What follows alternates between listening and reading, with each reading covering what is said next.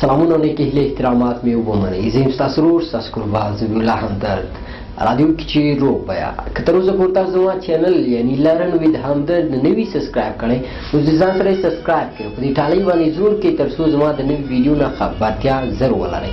نننۍ ویډیو زما د مور په اړه باندې ده.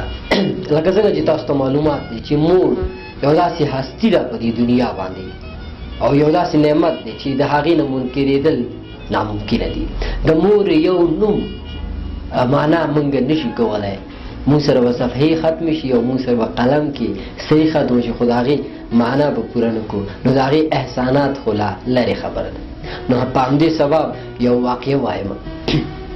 یو کس و چې وده و او په دغه خوب کې دغه مړ شوی و.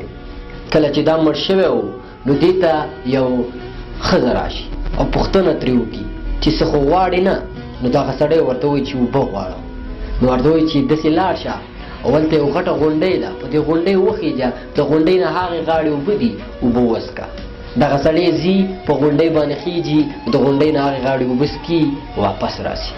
په دویمه شپه بیا ترې پوښتنه کېږي چې څه غواړي؟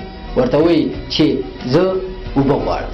ورته وایي داسې لاړ شه د غونډۍ باندې وخېږه او د غونډۍ نه هغې طرف چینه ده اوبه وڅکه او راشه. چې کله هغه چینې ته ځي نو د پرون په سبب نن اوبه لږې کمې شوې وي، خو بیا هم په مړه خېټې اوبه وڅکلې او راغی. کله چې په درېیمه شپه ورته راغله چې څه غواړې؟ ده ورته ویل اوبه غواړم.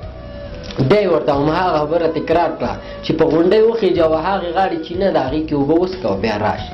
نو چې کله بیا د غونډۍ نه هغې غاړې واوښته نو هغه چینه کې د 2 ورځو په سبب اوبه ډېرې کمې شوې، خو د بیا وڅکلې او راغی. په درېیمه شپه بیا ترې پوښتنه کېږي چې نن څه غواړې؟ نو دا ورته وایي چې اوبه غواړم، تږی یم. وایي چې بیا لاړ شه او غونډۍ نه هغې غاړې چینه ده او اوبه وڅکه. کله چې دا د غونډۍ نه هغې غاړې اوري او چینې کې ګوري نو چینې کې اوبه نشته، بلکې یو څاڅکی پکې دی او یو څاڅکی پکې خوټ کېږي، نور پکې نشته. نو دوی اوبه نه وې څکلې، واپس تنده راغلی و او همهغې کوټې ته ښځې ته وایي چې پوښتنه کولی شم؟ وایي چې مهرباني. وایي چې یوله ورځ مې اوبه وغوښتې لاړم اوبه ډېرې وې، په دویمه ورځ مې اوبه وغوښتې چې لاړم لږې کمې شوې وې، په درېیمه ورځ مې چې اوبه وغوښتې لاړم بیخي کمې شوې، او په څلورمه ورځ چې لاړم نو یو څاڅکی دی او نورې اوبه نشته. ورته ویلې وایي دا اوبه نه وې، ته چې کله مړ شوې دا د خلکو اوښکې وې. په یوله ورځ قام، قبیل، ملګرو، استاد، شاګرد، انډیوال، خپل، پردي، کلیوال ټولو درپسې جړل، دا هغه اوښکې وې. په دویمه ورځ بیا صرف د خپلوانو او ملګرو چمګاون خلکو درپسې وجل، وایي نو بیا لږې نورې کم شو. په درېیمه ورځ وایي صرف خویندو او ورونو او مور او پلار درپسې وجړل، ملګرو هم هېر کړې، وایي نو دا بیا بیخي کم شوې. او وایي په څلورمه ورځ چې کوم تا څاڅکي وکتل دا د ستا د مور اوښکې دي چې تر اوسه پورې تا پسې جاړي او تر قیامته به تا پسې جاړي، او دا څاڅکي به تر قیامته تا پسې خوټ کېږي همداسې. نو د دې نه ورته معلومه شوه چې د مور مینه د ټول جهان نه غوره ده. نو همداسې راخیز کړه او راووته او زر مور ته لاړه او د مور لاسونه یې ښکل کړه او چپ یې کړه.